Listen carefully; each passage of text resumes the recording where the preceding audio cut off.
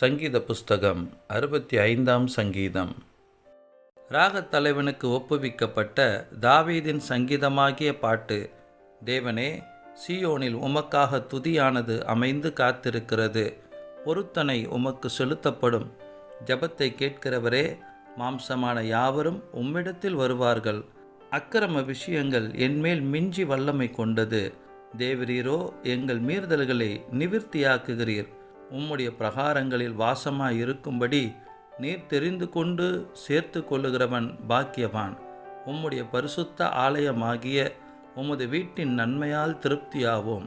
பூமியின் கடையாந்தரங்களிலும் தூரமான சமுத்திரங்களிலும் உள்ளவர்கள் எல்லாரும் நம்பும் நம்பிக்கையாயிருக்கிற எங்கள் இரட்சிப்பின் தேவனே, நீர் பயங்கரமான காரியங்களை செய்கிறதினால் எங்களுக்கு நீதியுள்ள உத்தரவு அருளுகிறீர்.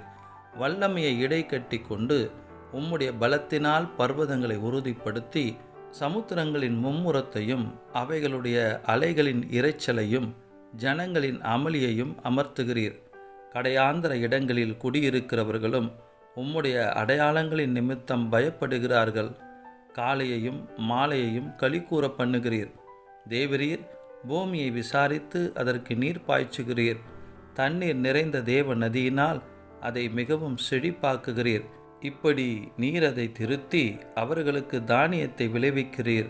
அதன் வரப்புகள் தணியத்தக்கதாய் அதன் படைச்சால்களுக்கு தண்ணீர் இறைத்து அதை மழைகளால் கரைய பண்ணி அதன் பயிரை ஆசீர்வதிக்கிறீர்.